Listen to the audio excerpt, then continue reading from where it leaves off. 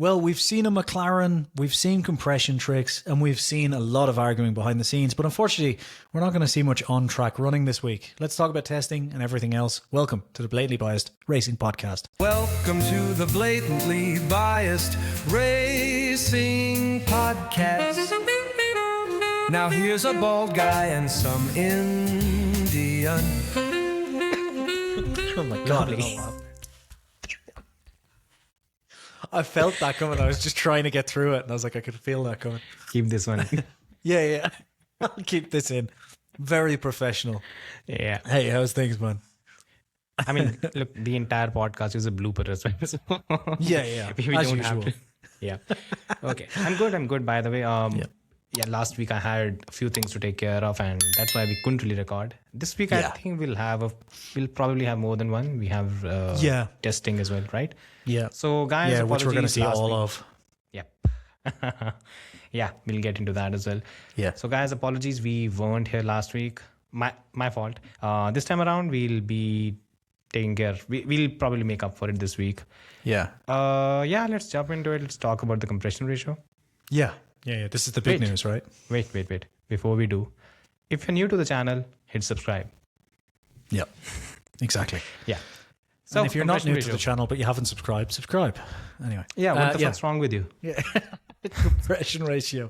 Yeah, so this is turned into a weird one, right? Like it's kind of a mainly around Red Bull, which we'll get to. But I guess, do you want to Let's set the table, yeah? Yeah.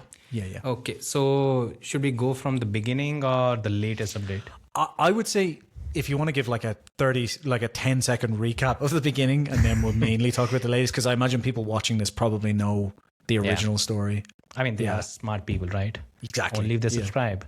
Except the ones who, except some of the people in the comment. Yeah. Anyway. Okay. You're still salty about the British comment, aren't you? I'm Irish, goddammit. I'm Irish. Anyway. Yeah, the person apologized in the comment next time around, by the way, in the next video. Did they? That's so funny. Well, thank you for the apology. I don't actually care that much. It's just funny. Anyway. Yeah. I would have. Yeah. Yeah. Anyways, coming back, let's talk about the compression ratio. So, keeping it brief, the regulations state that the compression ratio should be 16:1 at all times. But there is also a specific time of measurement that has been mentioned in the regulations, where it is said that the compression ratio should be measured in ambient conditions. Now, Mercedes, they found a loophole. The loophole essentially is that in ambient conditions, the power unit, it does have the 16:1 compression ratio, but during the working conditions when it is operating at 18:1. Now, the higher the compression ratio, the higher efficiency, higher power output. Higher power output is basically the rest of the grid is fucked. So that's the long and short of it. Now coming to the other part. Initially, when this was... Whoa. Yeah. I moved my laptop, sorry. Initially, when this was brought up to the FIA, they kind of sided with Mercedes, where they said that, okay, apparently it has been reported that Mercedes, throughout the process, they kept the FIA in the loop. Yeah. Now, the FIA initially sided with Mercedes, but after the first test, there have been a lot of protests, primarily from Audi. Mattia Binotto has been quite vocal about this. But recently, Red Bull, which also had the same application of the compression ratio loophole, they are now siding with the other three teams. So you have 4 teams on one side and 1 team on the other. Why is Red Bull siding with the other 3 teams? Well, their solution is not as good as Mercedes. So it's better to not have that solution in place, which will give Mercedes an unassailable lead, and rather clip their wings and bring them to the ground. That's the long and short of it. Yep. Now, apparently next week there's going to be a meeting. This is not official. This is just what's been reported. So next week there's going to be a meeting where there's probably going to be a vote, and the vote would be that the initial regulation where it stated that the measurement would be done during the ambient conditions, that would be moved to the measurement to be done in elevated temperatures, which is basically what they're trying to do is they're trying to mimic the operating conditions of a power unit. Yeah. If the vote passes by 4:1, there is a possibility that the regulation could be changed. Yeah. So that's where we stand right now. Yeah. So Jason, So what's your view? just for anyone wondering as well, the Red Bull of it all is super important, because to change a regulation this late and to have it basically ready for first race instead of, say, for next season or for a delayed timeline, because this isn't anything to do with safety, the FIA needs the teams to come in. Just anything to do with safety, the FIA can basically push it through. But because this has nothing to do with safety, it's to do with performance. Essentially, they'll need 4 of the 5 teams to agree. Therefore, if Red Bull's not on board, it's an issue. It won't get passed, basically, unless Ferrari use their veto power, which they won't, because they never have. So, essentially, the Red Bull of it all is really important. So, from the people I've spoken to, obviously, as I was talking to you earlier, like, I've only spoken to one person who talked about this recently, and he basically said that from what he's heard, Red Bull is like considering going along with the change, the protest. Everything I had heard before that is, as you mentioned, that Red Bull basically had the compression trick. So obviously that's just, hearsay from people I've talked to in and around the factory or whatever. But what I can conclude from that is that this is my brain thinking about it, is essentially that the only reason Red Bull would side with this when they have the compression trick is that they don't think their basically implementation is either as good or maybe as good but isn't as reliable as Mercedes. And if it's going to be basically cut off next year anyway, because the teams will just vote to remove it next year and they won't need a supermajority for that, essentially Red Bull doesn't want to pile a load of money this year into reliability fixes for something that's going to be gone next year anyway. So it's easier for them to reinforce the engine, not have that issue, and lower that power and deal with other locations. Obviously Mercedes, on the other hand, who could have a huge advantage, maybe a 3/10 advantage because of it, are pretty adamant they don't want it gone. I don't personally think it's going to be removed. We'll see, but I would be surprised. That was my initially my thought was something similar. I did not expect anything to change. I've been surprised the way the entire thing has panned out, because I didn't think that it was going to be an issue again.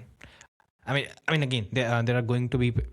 It just brings us back to the whole double diffuser thing. If you remember, when the first time it was launched, there were questions about its legality and everything, and it dragged into the first race of the season. But throughout all of that, there was never a point where it seemed that, again, we are talking about double diffuser in 2009, just a reminder. Yeah. But there was never a time where the FIA was against innovation, right? Yeah. This time around, whatever feelers I put out, the information I've gotten is that the rival teams are confident that maybe things could change. Yeah. The only thing that makes me think it won't be approved is FOM have to obviously sign with it as well. And I think FOM is the problem. Yeah. And like, from basically, normally FIA and FOM work kind of, when it comes to regulations, they normally vote together because it looks bad if they don't. Like, look at the Cadillac incident or the Andretti incident, like how bad that looked for Formula One. So generally, when it comes to these decisions, they talk behind the scenes and vote together. I think the problem could be this time, like, Mercedes, of all of the engine players, has the most teams, right? So if this gets hit, you're affecting not just Mercedes, but you're affecting Alpine, you're affecting Williams, you're affecting McLaren. These are big hitters inside of Formula One. And it would kind of make sense that they have been lobbying FOM to be like, no, keep it for the year, which could be problematic for FOM, which is you're making, for example, you're making Audi happy, but upsetting 4 teams by doing this, so it's, that's where the problem is. I do think if Red Bull is adamant to remove it, that could swing it, because that means basically it's 7 teams versus 4, but so it depends how adamant essentially Red Bull 7 are. teams versus 4, right? Yeah. It's essentially that. I think the problem might be that the FOM wants to get rid of it. And they want to get rid of it because essentially they don't want a repeat of 2014. Mm-hmm. That's the problem. Maybe. The entire problem is that they don't want a return of an engine formula where the entire thing depends on who has the best engine. Okay, there's going to be an element of that anyways in these regulations, but they don't want it to be an overpowering thing. I think that's what their aim is. And the problem here is we've not really heard any official statement come out of anyone in terms of we haven't seen the FIA make. The only time FIA has made a comment, it has been very pro Mercedes in terms of what they've said is that if the letter of the regulations are being met, then they don't really have an issue. And what Mercedes is doing right now, it is meeting the letter of regulations. It's just, again, it's always a debate of what's the letter of regulations and what's the spirit of regulations, right? Yeah, That's and what we know the whole spirit doesn't matter anyway. Yeah, I mean, it's just the letter. Yeah, it doesn't exist. Yeah. It's not tangible. There is no spirit of the regulations. It's just the only spirit is how much you win. Yeah. That's where the whole problem is. But again, it's entirely political. That's what it comes down to. There's too much fear. I think FOM has too much fear right now in terms of the way they've gone. They've given the green light to these new regulations. Again, the impact on racing is going to be a lot, and it's going to take a lot of casual fans, no pun intended, to actually understand what's going on in the during a race. There are too many variables, and it's not going to be easy for them to grab on to what's going on. There are too many moving parts, and it took me a while to get a hang of what's going on. And again, for me, it's important for anyone who just tunes in for a Saturday Sunday thing, right? It's not going to be that easy for them. So for the FOM, what they want is that at least the spectacle is decent enough. They can build enough storylines so that they can sell on the product. And if you end up in a scenario of 2014 where, fine, Mercedes had a title battle, but it wasn't, everyone knew it was either going to be Rosberg or Lewis. If either of them crashed, then probably a Ricciardo. That was the story of the season, right? You don't want anything like that. So maybe they're being too cautious, but let's see. Yeah. For me, the most interesting part of this, though, is just the Red Bull of it all. Like, honestly, the reason I find that so interesting is because going into the Barcelona test, Red Bull were super confident. They were behind this compression trick 100%, basically.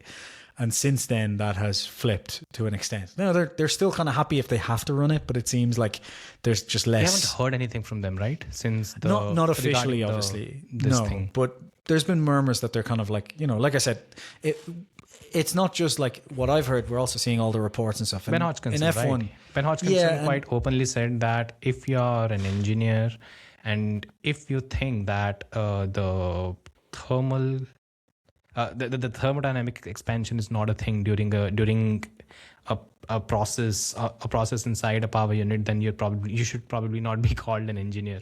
Of course. Those lines he said. But what I mean is just it's interesting that this that their kind of stance on the compression ratio has gone from firmly kind of being for it to it seems now less kind of willing to kind of go 100% in on it.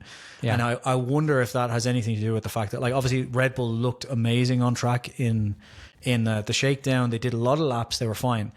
But they didn't do a lot of laps, by the way.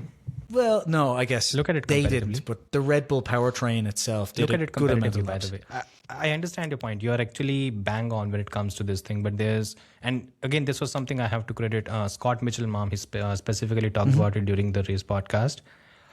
For me, the initial impression was, okay, this is spectacular. Red Bull has done a brilliant job. But he pointed out something that when we are talking about Formula One, everything is competitive. 100 laps during a single day is spectacular if you're talking about 2014. In 2026, it's actually just par. You're not doing that good a job because Mercedes did 160 laps. And if you're doing 100 laps compared to 160 laps, it means you're operating at 40%, basically 60% of what what the benchmark is doing. So there's major gulf. And once you take that into perspective, you have to think, okay, maybe they have to still, bring their A game when it comes to competing with the teams at the front, isn't it? What I was hearing straight afterwards is they were having cooling issues as well, like some severe cooling issues. And again, like if they've come up with the compression trick, it means that the overall, like the way that team works in terms of its engine is working exactly how I would expect a Horner engine team to run, which is they push the upper limit of everything. But it sounds like, as expected from doing that as a new manufacturer, reliability is going to be the issue. And that's why I think it just signals to me that they're having reliability issues with it, or they're worried they will have, because if they're changing face on this and they were having cooling issues, that's like, okay, we have some issues to fix, and this is like one thing we could just remove that we don't need to worry about. So let's just get rid of it, you know? Yeah. Because like the compression ratio trick is clearly super difficult to implement, because if it wasn't, all of the other engine teams will be like, okay, fuck it, let's eat this, and in 6 races we'll have it as well. It's clearly not something that's super simple to like. I mean, in terms of back in 2027. Yeah, like in terms of physics, it's obviously not easy to implement. You're talking about like, you know, very fine margins, and also when you go above 18-to-1 compression in these F1 engines, the last few seasons, knocking is an issue. So it's like, I think all the other teams know you've got to push that limit really hard. So it means Mercedes probably found this very early on and took a long time to get it right. Yeah, you know. So yeah, it'll be interesting to see if it goes now or in 2027. Like, I think regardless of what happens, it's gone for 2027. I think everyone has basically agreed on that. Like, they're not going to go and invest a ton of money building it for 2027. I think that's, in my opinion, that's going to be gone. So the question will be, on what basis? Well, I just think the other teams don't want to invest in it. I think it's like, I don't think that should be the way to go about it. Sure. Right? No, neither do I. But I think that's the decision that's kind of been made behind the scenes. And I also think as well, like, I think it's one of those things where you're talking about really pushing to the edge of reliability too. And I don't think they're going to want to do that. So I don't know. Let's see. It'll be interesting though to see what happens. Yeah. The bigger question will be how, sorry, I'm just going to say the last point. The bigger question will be, if this passes and they have to remove it for race 1, like how big of an effect does that have on Mercedes? Like how much of their engine, who knows? Like, I mean, if they built this, but like Honda did some stuff in electrification that maybe Mercedes missed, that could have maybe balanced it out. You know what I mean? Like we don't know. Of course. All the, Yeah. So I had 2 very conflicting theories when the whole Red Bull situation popped up. And the first theory was when Red Bull first approached the Shakedown, their approach was, okay, we are building a power unit for the first time. From wherever we can gain any kind of performance, we will. Yeah. That's the approach that they had. However, when they came to the first shakedown at Barcelona, they found out that the power unit, it is there and thereabouts. It's not in a situation where they were too far behind their rivals. That's not the situation where they found themselves in. So they've found themselves in a relatively better position than where they expected themselves to be. Mm-hmm. But what they've seen is that there's one power unit manufacturer in Mercedes that has not only nailed these regulations, but it seems to have a distinct advantage in one particular area, which is the compression ratio. Yeah. And while they have not been able to implement it as efficiently as Mercedes has. So why not clip those wings and make the whole thing bring more parity and maybe have a better chance of competing at the front. Right? It's easier for you to pull someone back than for you to jump forward, basically. Yeah. So that was my first thought, because I think they didn't. The test that they had, it exceeded their expectations for sure. I don't think they expected themselves to be doing these many laps and have this kind of reliability. It didn't break down. I don't think it broke down at any point. Right? It worked well. As I said, it was just the, again, and also this is just like rumors from the paddock, not actual like official talk from Red Bull. But the only thing I heard was they had some serious cooling issues, but nothing that couldn't be solved. Just they were worried about cooling, basically. Yeah. Again, that's something you would expect from Red Bull, right? Even the packaging issues with Red Bull has always they've always packed the car very, very. It's been very narrow in that front, on that side of things. So yeah, let's see. What was whatever I've heard is when it comes to the power unit, essentially the performance gains are not something similar to what we had in 2014, where there's massive disparity. As in there will be a pecking order that will emerge ultimately, but it's not a case where it's so big that the gaps cannot be overcome. That's the initial impression that whatever I've heard from different pundits or experts. And I think that's actually a good thing for these regulations, because as I said, the worry was always we go back to the 2014 kind of system. So at least that's not really happening. Yeah. let's see. Next week is, if I'm not wrong, next week is the meeting. There are two more meetings. The first I might be the believe proposal, so. and the second is the one in Yeah. which they will ultimately take a They'll call. vote. Yeah, I believe that's the case. Yeah. Yeah. And the German, just to close the chapter on this one, the German publication, Automotor Motor Ansport. So they've specifically they explained the process through which the compression ratio that Mercedes has implemented. If I'm not wrong, if I outlaws the solution that they put together, Mercedes can get rid of that particular extension and just run the engine and just run the power unit as is. So it won't be that big a modification for them. But let's see. Well, technically it won't, but they would have to change not only the kind of the material science that they're using. That would be the easy part, to be honest. They will also have to change.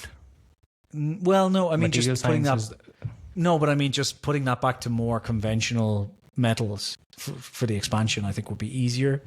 But the bigger problem, I think, will be the fact that my understanding is for them to do this, and maybe I'm wrong, they would have had to come up with very bespoke, like almost computer designed pistons that allow more fuel in there, basically more compression. So apparently they've introduced some orifice or something that's there at the top of the piston head, which is seemingly expanding. But it would have to be super specific, right? So you'd have to have the interior of that like computer modeled essentially. It wouldn't just be 100%. a hole, like. So I just wonder, like, I guess I'm trying to think about it in my head, but like in theory you could just change it back to something more conventional and it would just work as expected. But then I wonder, like, you've got to then... It doesn't work that way, right?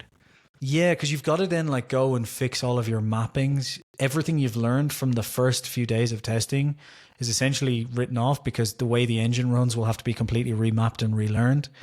And you could have like knock-on effects down the line because you may have like if you're running at a higher compression ratio, in order to keep the knocking away and also to keep reliability, you've probably increased other parts of the engine, which then may be actually slower with less compression. Like I reckon it's not just as simple as we just remove this and go back to 16-1. And I wonder like if that's why Mercedes the problem would be, right? Yeah, I wonder if Mercedes are like, okay, that doesn't bring us to parity, it actually brings us down, and we've now homologated the engine and you're only allowing us to change this one part, but we would have to change the whole engine and we're not allowed to do that for 6 races. You know what I mean? So do the FIA homologation is not done yet. It's on first I think it is. I think but they're not allowed to change the race. Oh, really? Okay. I thought it was for the first 6 races already. So the first March would be the time when the second preseason test is done, right? So just after that. Well, the second preseason test is 18th of February to 21st, right? The first race is on 7th of March. Yeah. So the first March is the time when they homologate. So they can still change the engines before the homologation. Yeah. Okay. Yeah. I wasn't aware of that. I thought it was like first 6 races, but that makes sense. Yeah. Cool.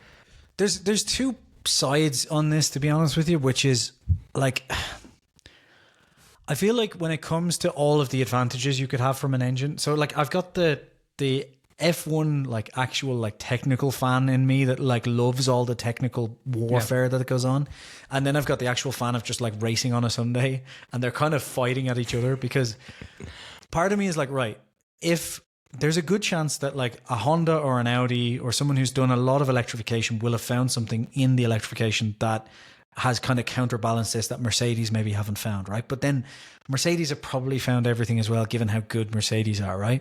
But the technical kind of F1 fan in me is going, dump it for 2027. This is how F1's supposed to work. If someone has found a loophole in the regulations, they should get to enjoy that. Like, this is supposed to be engineers doing what engineers do. Here's the rule book.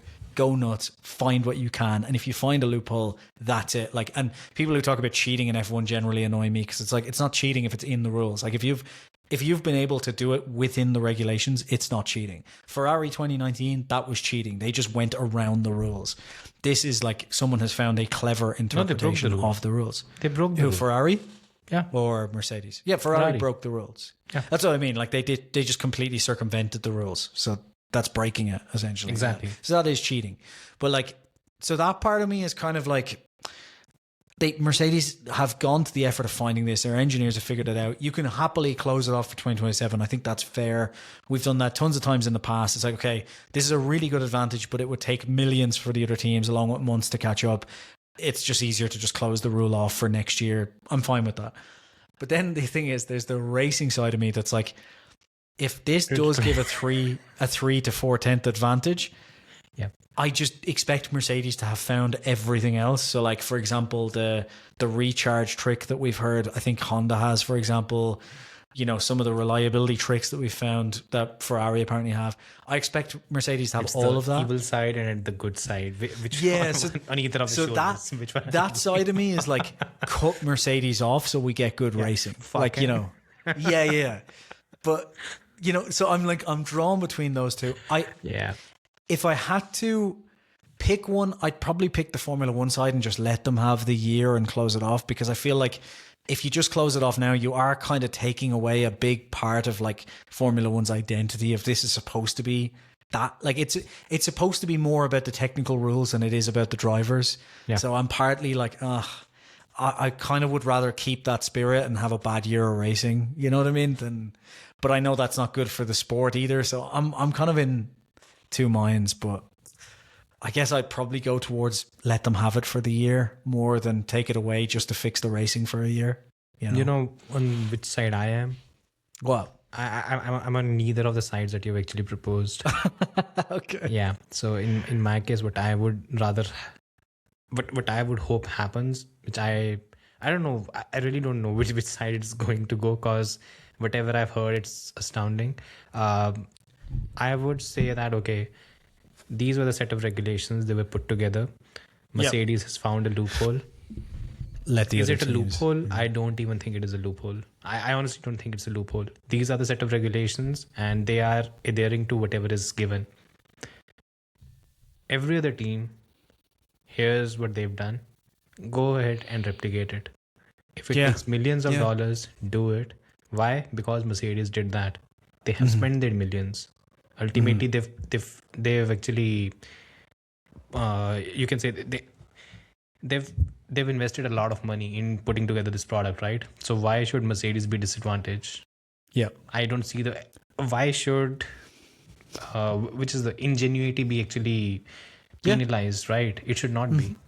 It should. It's fair. This is the very idealistic approach, that it should not be penalized.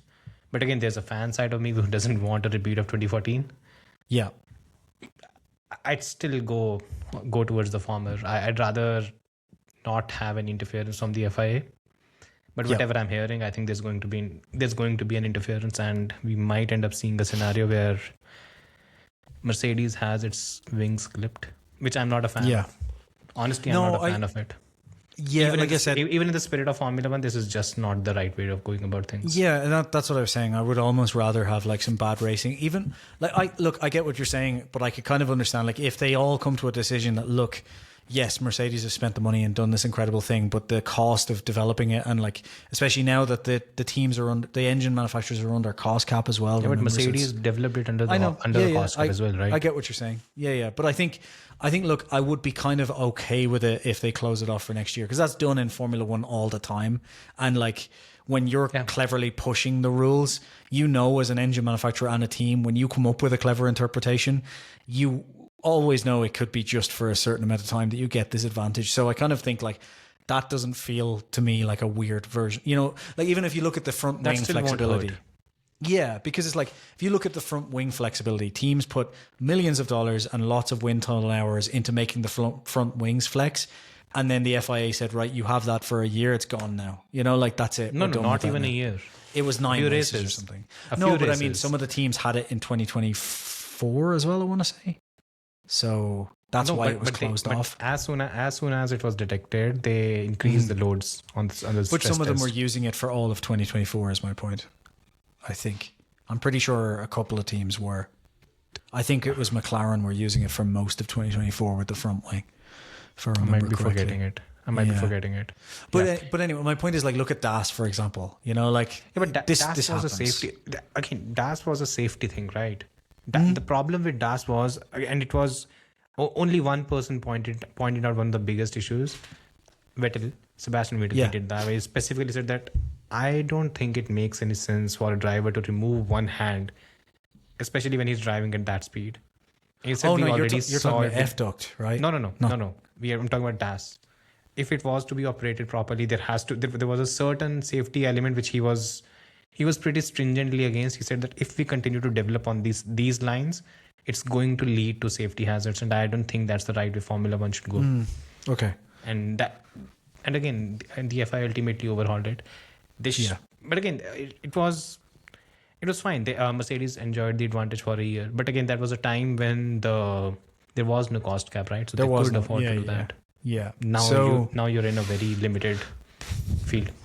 Yeah, I get what you're saying. Maybe they should just enjoy it. But I think like I'd happily come down in the middle ground if they said, right, they can enjoy it for 1 year and then they have to come up with something else for next year. That also to me feels like that falls in line with how F1's been for a long time. Like sometimes teams come up with a big advantage and the other teams basically say, look, this is unfair to smaller teams who can't build it. Or for example, it's relatively normal for them to kind of cut it off after a year. So I'm okay with that compromise. But I agree with you that like as well, and as I was saying earlier, I know people will be pissed off if the racing's bad because it turns into an engine formula. But I also think you can't just go, right, we have to take that away to make the racing good, because that's also not F1. Like it's not a spec series. So Pretty much. And I'm probably maybe we're in the minority as well of fans that think like the spirit of F1 is about the engineering. It's not about the drivers, but that's what makes Formula One different. Yeah. Like, if you get rid of the engineering and everyone has to have complete parity, it's not F1 anymore. It's a spec series. You're talking about Formula 2 in that case. Yeah. Yeah, exactly. And even Formula 2 doesn't have that. Yeah, exactly. Yeah. So, yeah, okay, fine. Let's move to the next thing. So Sky Sports, we probably should have discussed it last week when we should have recorded. So Sky Sport put together a pecking order after the shakedown. Again, it's very approximate, but I think they were the only ones who actually dared to put everything together. So according to them, it's Mercedes at the top. Yep. Then you have McLaren and Red Bull in second, third, whichever way you want to go about it. Mm-hmm. Then Ferrari is at fourth. Mm-hmm. Alpine is fifth. Then you have 6, 7, 8 is the trio of Racing Bulls, Aston Martin, and Haas. And then you have the bottom three, which is Williams that didn't race, the two new Audi and Cadillac. Right. Thoughts? Yeah. So just to make sure, this is where they think the pecking order will be for the season based on what they've seen so far? Or this is just the pecking order from testing? This is the pecking order after Shakedown. But this is their pecking order for the year based on just Shakedown, is what I'm saying. Yeah. So this isn't like just ranking people in Shakedown. This is like pecking order for the year so far. Okay. Yeah. I agree with some of them. I think Mercedes first makes sense based on everything we've seen. I do think McLaren, once they get on top of the engine, I think they showed up late. They had some stuff to do. I think once McLaren get on top of the engine mappings and everything else, like they, properly using it, I wouldn't be surprised if McLaren's ahead of them in terms of aerodynamics, just because McLaren has a better aero team, in my opinion. So let's see. But yeah, I agree with that so far. Red Bull, I do think third or fourth. I'm quietly impressed by Ferrari, if I'm honest. And what's interesting with Ferrari is normally we hear one way or the other. Like it's either they're super over optimistic or they're super in the shitter, basically. And we're kind of hearing nothing. It's just this quiet confidence, which actually makes me think like a Ferrari that can kind of maybe be fighting third or fourth and pushing towards Mercedes wouldn't be crazy at the minute. But the problem is it is Ferrari. So who knows? I would put Williams after. I wouldn't put Alpine after that. And I know Williams missed. Yeah, I know Williams missed testing, but I also think like Williams will come back stronger from that than anything else. So I wouldn't be. I get why they put Williams last because they just haven't showed up. But even with Williams not showing up, I would still put them ahead of Alpine. In James Bond, trust. Yeah. Like I just think like they'll probably be at a disadvantage for maybe 2 or 3 races, but I think they'll figure things out. Yeah. As for the rest, like Cadillac and Audi at the back, I think that's kind of to be expected anyway. Yeah. Although I do think Audi could impress more than expected. The only problem with Audi is I've heard they had vibration problems with the engine running on track. which caused hydraulic leaks and so on. I had a few questions in Wheel Sports, which I just didn't reply to because I don't like comments.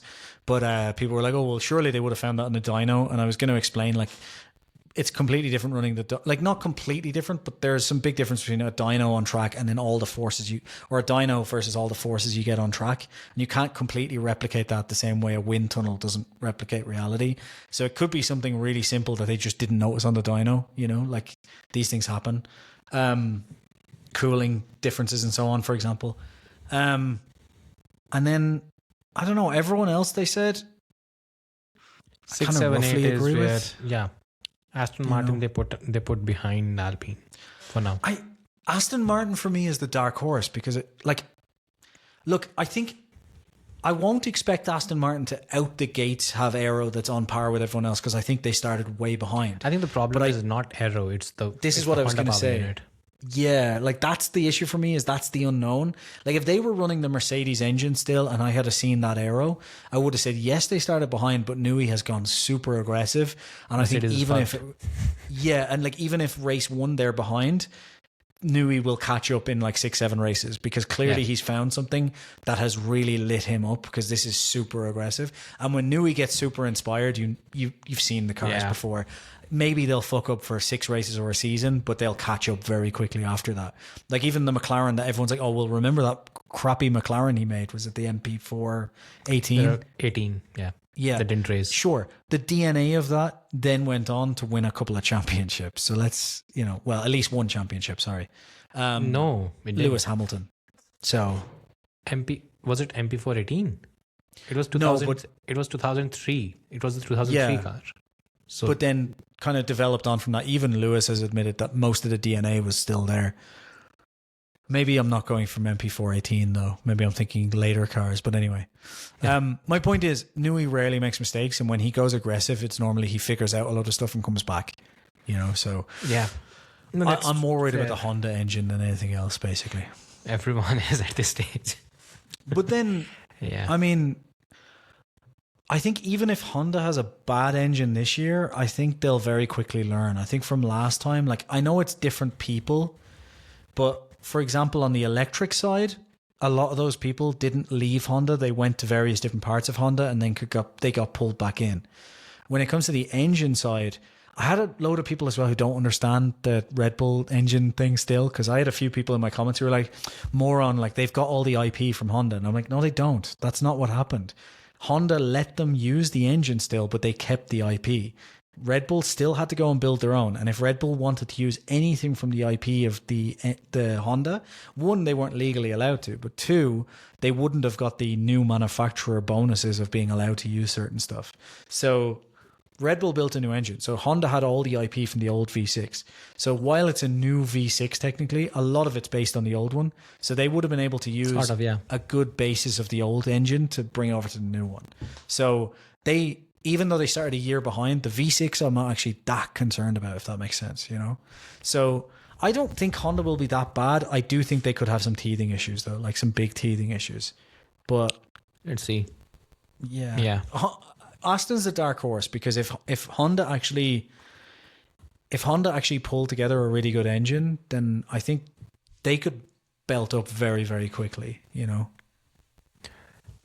I think Alonso's future also rests on how the season goes, and it's not necessarily if the car is brilliant at the start or by mid-season. It's just how much fun he's having at Aston Martin, right? Plus the trajectory, right? Exactly. The vibes are great at Aston Martin for now, but I've been a bit I've been a bit unimpressed with the way Aston Martin is going about its marketing. And again, that's something that shouldn't really necessarily be an issue, but the whole it's all Adrian Newey, I think it's becoming a bit much. They've marketed everything around, okay, we've got Adrian Newey and everything is solved, and I don't think that's the best way of going about things. But yeah, let's see what happens. If the season turns out to be a disaster, you have to wonder how Lawrence actually, goes about things. Yeah. I just hope they realize that like this season could be a disaster because like he has come in Like, he came in like technically 4 months late. We know that there was a load of issues with even like simple correlation at that team. They just had a brand new facility built. They've just hired all these people. Like, it takes some time for all that shit to gel together. And I really do like the kind of Nui thing of like, he's taken over. In theory, I like it, but like, he's taken over as team principal. They've gone super aggressive with the car. They've shown up late. They've done all these things. That to me is like a team that's willing to just, let's pressure test everything. Let's build everything real quick, and let's really see where the problems are in this team so that we can fix them as quickly as possible. And I think like that will be either, that kind of strategy is always going to be, they'll either show up amazing or they'll show up with like just tons of problems, but they'll fix them very quickly. So I think like Nui did say though, he's like 27, 28 is when I expect to be competitive. You know, like he never said 26. Like, so I just hope Lawrence has kind of got that in his head. And I don't know. Also, I'm hoping that Lawrence has the foresight to think like, well, if Nui can't fix this, then no one else is going to be able to, other than maybe like bringing Horner in. You know what I mean? Like so we need to just leave it to run its course. You know, like I have to just set back and go, okay, what check do you need from me? Keep going, you know. I'm sure Nui has convinced him of that. Like, I'm sure he said, look, even at Red Bull with a blank check, it took us this amount of time. Like, it didn't happen overnight, you know. So by the way, maybe they'll win the championship this year. Who knows? I doubt it, but imagine. Yeah, would be fun. A Lance Stroll championship. Yeah, the car looks great, by the way. Yeah. Oh, it's amazing. I'm excited to see it look this week because Nui also said he said the one you're going to see by the launch today, right? Yeah, I think that the event has started right now actually. Something. But it's in the or in 20 minutes. It's in New York in some place, right? Apparently. I believe so. Hosted at Ithra. I don't know where Ithra is. No fucking clue. Yeah, but the event starts in 20 minutes and it'll run on for an hour or so. Yeah. I mean, all that stuff is quite boring for me. Dubai. It's in Dubai. It's in Dubai. Oh, that's understandable. Oh, yeah. One thing, by the way, I was slightly disappointed by this. The same top 4 teams seem to be the same top 4 teams once again. That's one area where I thought maybe they will see some things. We'll see things get a bit mixed up. But since 2020, it's been the same top 4 teams, right? Longer since than 2019, that, right? Let's say. Since 2019. I mean, McLaren were counted out for a while, right? But like they were 4th in 2019, if I'm not wrong. Yeah. And they were 3rd in 2020. So technically, since 2007, it's been the same top 4 teams. No. Because since 2010. Yeah. Right. Yeah. Lotus mixed it up a bit in 2013 or something. Let me rephrase this. Since 2007, there has been no one outside of that top 4 teams in the top 4, has there? Other than Williams. Yeah, there have been. Williams. BMW. Oh, sorry. Yeah, 2008 BMW. 2007, 2008 was not necessarily the time. It was essentially 2010 when Mercedes first came. When it took over Braun. Sorry, you're right. And then Mercedes went there. Yeah. So obviously. So from that point onwards. And Red Bull's surge began in 2009. Yeah. So you can ideally say that from 2009 onwards, because Braun is essentially Mercedes and Braun won the championship in 2009. Red Bull was 2nd, and I think Mercedes was 3rd and Ferrari was 4th. Yeah. Jesus Christ. Since 2009, there have been the same top 4 teams. I think Williams finished 2nd or 3rd in 2014, isn't it? Yes, 3rd, I want to say, or 2nd? 3rd. 3rd. Yeah. They finished 3rd in 2014, and I think they finished 3rd again in 2015. So there were 2 years where Williams mixed it up. So yeah. Fine. It's a bit disappointing. I wonder. Well, I guess we haven't. Like, it is a bit disappointing with them. We haven't seen anyone on track yet, so let's see. But like, it is another area where I do think, and I said this in there, I think in the last podcast, like I really hope Aston doesn't have a shitty Honda engine, because I feel like of all of the teams outside of that top four, as much as I would love to see Williams in there, I feel like Aston is the one with all of the ingredients to fight those guys. And if they just have a good engine, even if Newey alone doesn't bring everything together, but Newey sets the right direction for a team's technical. It's the one technical leader that you could say, okay, he will root out the issues and find the right people, because he has always done that throughout his career. So if Honda can get everything right, and I kind of really hope that Andy Kell, I hope it wasn't as much a demotion as it was like, Andy, we need you in that position right now to get Honda to get their shit together. I know that's kind of the Hollywood reasoning, but it would be amazing if that was the actual thought process and he jumps in there, fixes that, and then comes back to lead CEO or something. It'd be amazing if it was like that turns out to be the behind the scenes stories. But it would just, there's no other team that I would expect to be able to, I know, but there's no other team I would expect to be able to jump in there, right? The level of fanboys both of us have shown for Aston Martin, trying to will it into being a front runner. Yeah. To explain to anyone who's new here as well, you've got to keep in mind, I'm Irish, he's Indian. This is Jordan and Force India. This is a team that we want to see succeed. Yeah. If Lance Stroll wasn't there, even more so. You know what I mean? If Lawrence Stroll wasn't in the Epstein files, even more so. You know what I mean? He's. Yeah. But then, I mean, again, we will say, just for record's sake, being in the Epstein files is not an admission of criminal damages. You could have just been in his orbit, basically, if you were wealthy, you were in his orbit. So there's levels, you know what I mean? So you could have just had an email with him, and then people's like, you must be a weird criminal then. It's like, maybe you just sold him some Tommy Hilfiger gear. You know what I mean? Who knows? So, that's what he said actually. Really? I just made that up. Jeez, it's true. Lawrence, if you want to pay less for your PR, I could have done it for you. So it was a press release, and so it just they WhatsApp it to us, right? So I read that, like, what the fuck is that? That's genuine. If I was his PR guy, I would have come up with that. Exactly that. And I would have charged him a lot less. Run it through Chat GPT, by the way. It's much easier. Yeah. I mean, Lawrence, if you want like 30K a month retainer, I'll come up with bullshit for you, no problem. Yeah. By the way, I think just touching on the new teams for a minute, and then we'll move on. Cadillac, they had their launch yesterday. A pretty nondescript, to be honest. That it wasn't really that. How should we put it? It was really underwhelming. I actually watched the Super Bowl for that commercial, and I was really let down. I still not. I can't for the life of me watch Super Bowl. I still don't know which sport for the commercial. By the way, yeah, I watch it for the commercials. By the way, yeah, it's football, right? It's American football, but where the ball is in the hands of the person who's running by foot. So that's I only learned from someone today who is American, because obviously I work with some American guys, and they were telling me that actually the reason why the first half of the Super Bowl is always quite terrible is that there's way more commercials and breaks during a Super Bowl than there is during a normal American football game. So all the players are kind of adapting to this weird setup. Yeah. So then by the second half, they've kind of got used to it, and you get much more action. I was like, it's the same nonsense in Indy. Yeah, it's the same nonsense in Indy.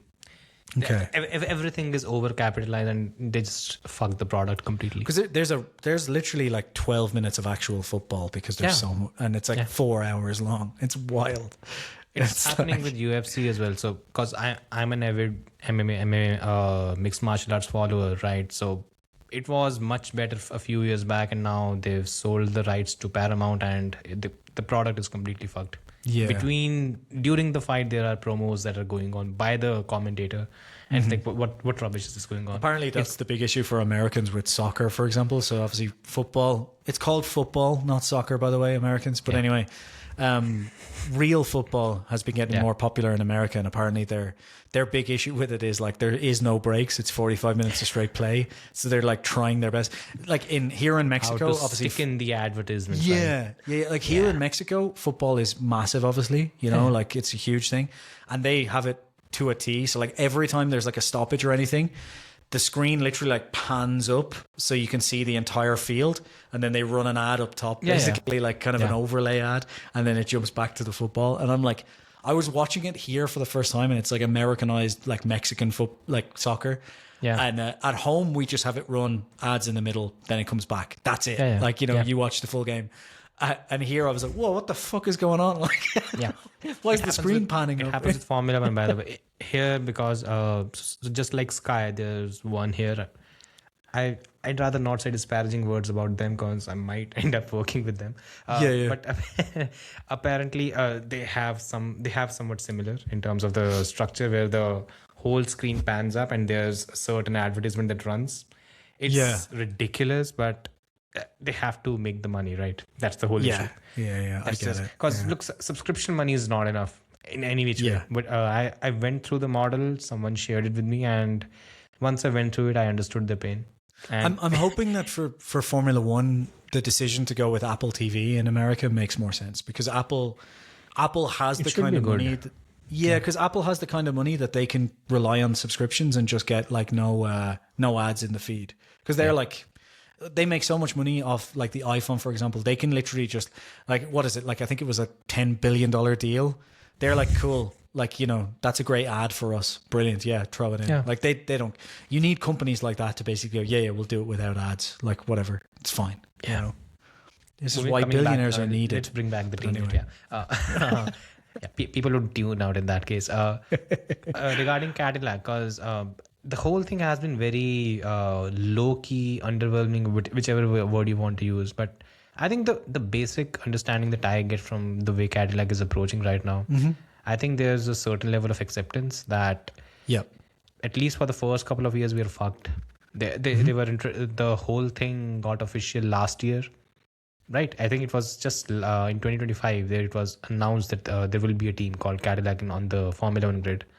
Yeah. The kind of shrunk timeline with which they're working, I think there's a reality that they probably have accepted. Everyone except Checo, apparently, who is complaining every time he gets on the Mexican media. But it seems that they know that at least for the first 2 years, we just keep our heads down, just build things up. And from the third year, we'll start pumping in the money. I think that's the approach that seems to be there. So let's see. I just hope they don't become... They might end up becoming a bit of a mockery. They have a strong power unit. They have a strong rear suspension from Ferrari, but that's not going to be enough to have a good season, I think. Right? Yeah. I mean, I would expect them to be last. Like, and I think it's reasonable for them to be last. And like anyone who thinks otherwise, like that's where they should be. The only Checo thinks reason, otherwise. That's yeah, wrong. well, he's wrong. But like, and Yeah. I love Checo, but he's wrong. But like the thing is, the only advantage they have is there are three new power unit manufacturers in there. And while I expect Red Bull to be on top, like Racing Bulls could easily be behind if the power unit's down, for example, because of the aero. So like they may get lucky that by just having Ferrari parts and a Ferrari engine, if Ferrari's done a good job with the engine, which it looks like they've done a decent job, they could get lucky that like Audi and even Honda could seriously fuck up, that they could jump ahead. So I think Cadillac's doing it the right way. Like they're kind of going, let's set the expectations. That way we can just focus on us, and we might get lucky that some other teams fall behind. Let's see what happens. But if the other teams are kind of operating to where they should be, Cadillac shouldn't be anywhere near them. They just shouldn't be, no matter what. But and I'm kind of happy that they're taking that approach. Like that they're kind of going, look, guys, we need to. I hope again, it's my assumption that they're taking that approach because in the interviews they've not really specifically talked about any targets or anything, which is a good thing.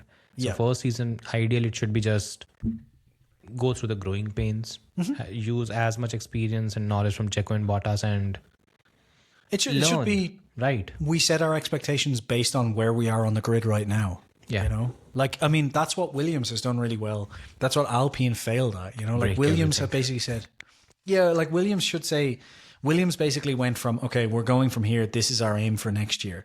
And then last year they were like, we're here. So this is our aim for next year. And you'll have setbacks and readjustments there. But Alpine was like, we are nowhere right now. So we want to be winning titles in 5 years. And you're like, what the fuck are you talking about? Like, that's insane. You don't want to do that, And like that was Aston Martin made that mistake. And I think that's one thing Newey has been trying to readjust, just this thing of like, well, we don't know where we're at the moment. So we're going to hit the track and we're going to see where we go. And then we're going to build from there, So I think they're making the right decision by just not setting expectations in terms of we might be last, we might be third. Who knows? Like, who cares? You know what I mean? Like, we're going to show up and we're going to figure it out from there. And that's the right attitude. The Alpine way never works. McLaren tried it. McLaren are actually the only team, I think. Ferrari's still trying it, by the way. Yeah. I think, now that I think about it, McLaren is the only team that actually set that expectation and delivered. Because McLaren from 21 or 22 basically said, we're building these facilities. So by the time our wind tunnel comes on in 2024, we're aiming to be competitive for 2024, 2025. And they won the constructors in 2024 and they won both in 2025. So I think they're the only team that has set like a long-term plan like that and actually hit it in recent memory. I'm sure there is in long term, but yeah. Yeah, fair enough. Yeah. Yeah. So from Cadillac, let's talk about, well, their engine supplier, Ferrari. One question. Who is Lewis Hamilton's race engineer for this season? Kim Kardashian. Fair point. Yeah. She's got a strong rear end, so it's going to be good. Oh, God. Yeah. I don't know. And I don't think Ferrari know either. No, well, they do, right? They brought a new guy in, but he's not going to be ready until March or something. Well, at least he's ready until March, right? So I believe so. There's a McLaren guy, McLaren performance engineer who's supposed to come over, but should it be that late? Nope. And that's my problem with the whole approach that Lewis has had this season. Well, you could, Ferrari basically is always wrong, right? Remember at the end of last season, Lewis said that I'll be away. I'll switch off my phone and I will not be around. Something on those lines. Yes. This winter, Lewis has been the most active that he's been on social media ever since I've covered the sport. And that's since 21. Since the 2021. Mm-hmm. He's been everywhere. He's not someone who's shut everything off and been away in the winter. Yeah. And I don't know.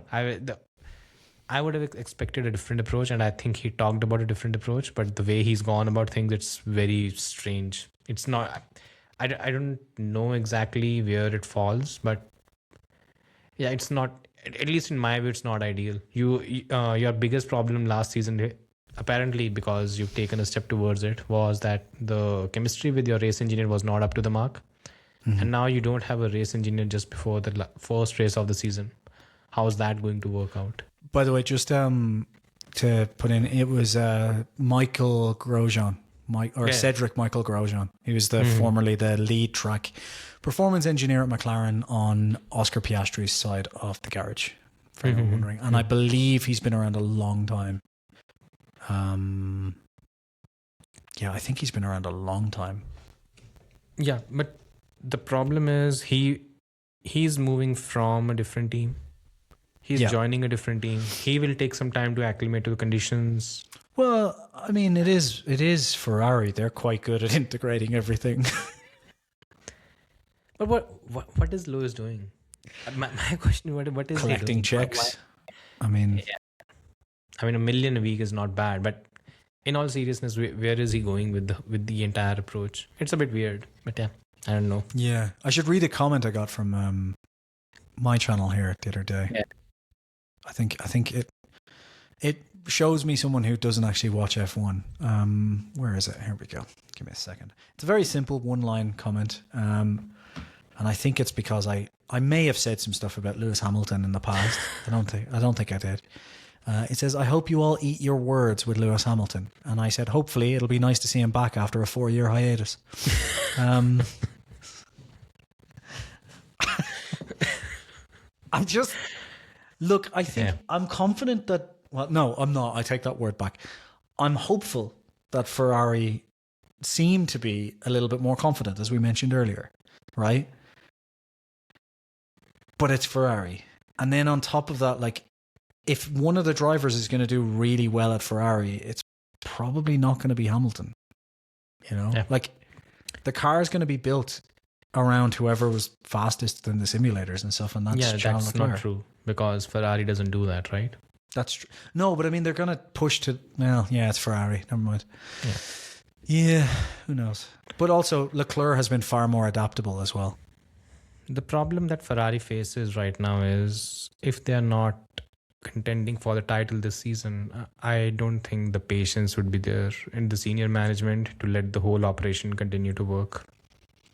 That's my entire concern, because we saw it in 2022, right? Ferrari finished second in the championship and Binotto was out. Yeah. That's the whole issue that I think would be there. But I don't know. It's not... There's too much unpredictability around Ferrari, right? Unless and until they've nailed everything and they are in a position that honestly, which Mercedes is in, you can almost guarantee chaos at Ferrari this season, unless they're winning. But the problem with Ferrari is even if they're winning, we still can't guess until the end of the season. Like, just... This is the thing, like 2017, 2018, they showed up with very good cars, and like everyone who's not a Vettel fan was like, oh, it was Vettel's fault. It's like, look, the Ferrari fell apart as well during the season. Like, it wasn't just Vettel. Like, Vettel made his mistakes. Let's not, obviously. But like, Ferrari really didn't develop as well as Mercedes did throughout those seasons either, and yeah, it's just with Ferrari, I really want them to turn it around because Ferrari is an amazing team. Like, and it's a big part of Formula 1. It would be a feel-good factor if Ferrari wins. Yeah, definitely. Yeah, but looking at 2026, good is in short supply. Yeah, and like, I mean, look at the end of 2024 and how the 2025 went. It doesn't matter what Ferrari do or say until they deliver on track. It's all just noise. Just look at 2022. Leclerc after 3 races had a 40-point advantage over Max Verstappen. Yeah. And Max won the championship with, I think, 5 or 6 races left. And that was not Leclerc's fault. No. Yeah. No. So like... Oh, God. Yeah. Anyways, moving on. I had a slight debate with this guy, Jamie Price photo something is his... Oh, yeah. He does take cool photos. I've seen him. Yeah. And that's why the name, apparently. Yeah. So the whole thing with Formula 1 not really broadcasting the entire test. What's your take on it? And I'll share mine afterwards. What do you think? I don't get it. It really annoys me. Like, there's just no reason. So basically, they're either doing an hour-long highlight package at the end of the day on Wednesday, Thursday, Friday, or they're showing the last hour of testing, which also makes no sense. Why? Like, that means you have... Like, if they were doing like an hour-long broadcasting setup, right, where they're just like kind of talking and telling us about what happened that day, that would make more sense to me. They don't show... Yeah, that would make more sense to me because you can do that with a skeleton crew. You don't need everything in place, whatever. If you're broadcasting last hour, that means you have everything set up to broadcast for the whole day. Yeah. So why are you not just broadcasting for the whole day? Like, there's no reason not to now. Like, that makes absolutely no sense. I have no idea what the logic is behind that. It makes no sense to me. Yeah. So I don't Jamie, whatever photo something the whole account name is. So I tweeted this thing that it's appalling that they are not really showing this, especially because there are fans who are interested in actually looking at cars on track. So his reply was, clearly you don't know how much money it takes to set the broadcast up. I'm like, I know, but I also know the kind of money that Formula 1 is making right now. It's not like it's a cash-strapped operation. It's not like just next fucking week they are going to do the same thing.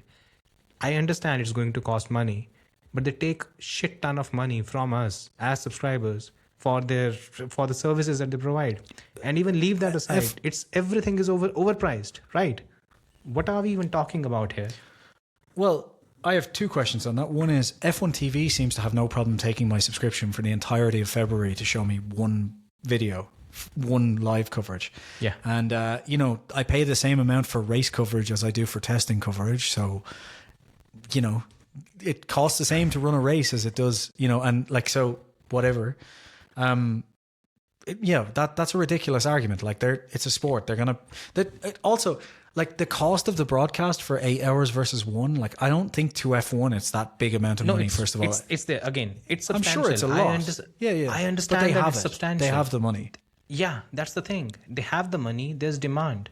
Why? Yeah. And again, one of the dumbest. They just got 10 billion, I think it is, from Apple. They have the money. Yeah, exactly. They have the money to show to the fans who are. By the way, it's only the fucking hardcore fans that will watch 8 hours of testing. It's not the casual fan. So basically, what they're saying is, we don't give a shit about the hardcore fans. We just care about the casual fans who make us this money. Now, without the hardcore fans, you don't get the casual fans because you built your sport on us originally. Exactly. So, and second of all, I wonder if Jamie is going to be there taking photos. Yeah, he would be there taking photos. Yeah. Again, so he gets a bit of financial benefit from it, right? Yeah, I really don't understand. And again, he has a habit of being a bit of a twat to the other people. And again, he's been kind to me and has had fine comments in general. But it's usually on X. So he apparently knew my account on X because it has more followers. On Threads, it has less. So apparently he didn't know. And he was being a snobbish ass on that one. Ultimately, I ended up replying. And I said, look, are you implying that Formula One is a cash-strapped operation? Because if that's your view, I think we can talk about the literacy of the sport you're actually covering right now. And again, he didn't reply. He blocked me. So, which is he blocked you? Pretty much, yeah. Which is essentially the a hallmark of a snowflake. But again, I just don't get you don't need to reply. If you can't dish it out, if you can't take it, don't dish it out. It's as simple as that. But yeah, for me, the whole thing is 8 hours, it's not. I understand it costs money, but Formula One, it is neck Sorry, my bad. money. Apparently, right now. Apple deal is only 750 million. What? That doesn't make any sense. No, it's not possible. No. Wait. It's 750 per year. No, 150 per year. This says, but I find that hard to believe. Are you sure? Because ESPN were offering billions. So I don't think the number is accurate. The reason why it's showing 150 million. 150 is pennies. That can't be true. The talks were in billions before that, so I'm very surprised. Because I'll give you a comparable well, then metric. I stand corrected. Sorry, I didn't realize F1 was so broke right now. But 150 million is cheap. I'll tell you why I'm saying it is cheap. Because as I was earlier talking about, UFC and Paramount signed a deal of 8 billion for 8 years. An 8 billion broadcast deal for 8 years, which is basically $1 billion a year. I can tell you why. It was Apple initially is rumored to have bid 2 billion per year, right? But that was to replace all of the local broadcasters as well who have it in each city or state. And F1 turned that down and said you can have the national deal. So you're the only national one, but local broadcasters can still broadcast because they make a ton of money from different local broadcasters. So okay, got it. So essentially it's not an exclusive deal.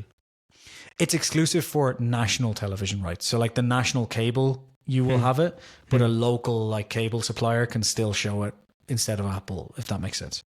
Yeah. So I guess I'm not sure what way it works there, but in UK and Ireland, you would have say a Scottish broadcaster, but the overall UK broadcaster would have, whatever. I'm trying to think. There's no real one for Ireland. Yeah, I was trying to think of an Ireland one because I was Ireland is too small to have local versus national, so it doesn't really make sense. But okay, you get the point. There'll be a New York broadcaster who will be allowed to show it, but the guys who pump ESPN into New York won't be able to because they're a national channel basically. So cable TV and your general broadcasters, right? Yeah. So cool, got it. By the way, apparently there's renewed interest from Christian Horner for Alpine. Yes. The backers that were first associated with McLaren, apparently they are now associated with. They are rumored to be associated with Christian Horner. Yeah. I'll be honest. Whatever I've seen, I don't think the Horner Alpine thing makes sense. So, I heard something over the weekend about this.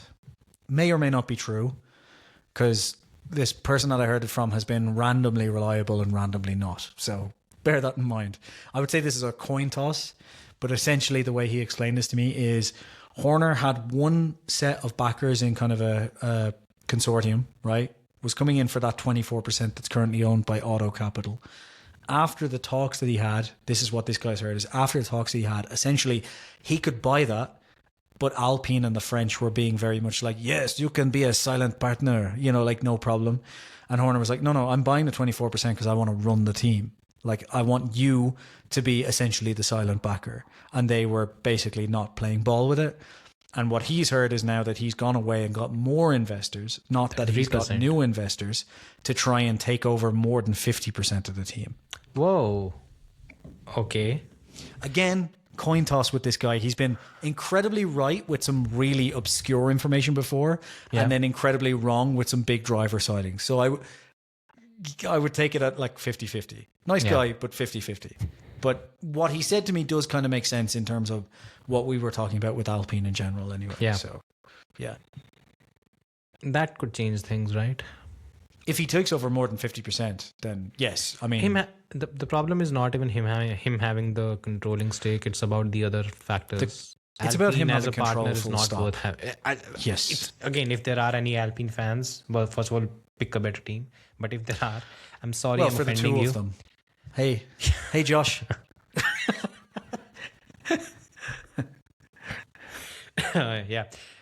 Sorry, it would be Pierre or something, right? It wouldn't be Josh. Anyways, so in case there are, first of all, pick a better team. Secondly, Alpine is not a reliable partner to have in any kind of situation, right? That's not a team we should be partnering with, especially if you're going into business. I don't know. I think ultimately it comes down to how Christian Horner is going about these things. Because there was this, I think it was on X or something, where I read this whole thing floated that Christian Horner is looking at bringing a 12th team. And that's why he had a chat with MBS, the less malignant one. So apparently it will have Chinese affiliation or something, because that's something the grid is open to. That is what they are thinking of doing, because which lines up with what we were he's saying the last one as well, that we said Chinese manufacturers would be that would make the most sense. Yeah, because he's had a chat with Haas. Gene Haas didn't agree. Then he had a chat with Aston Martin, didn't work. Ferrari didn't work. And then you had he had a chat with Williams as well, but it seems it didn't really go anywhere. And then finally he's having a chat with Alpine.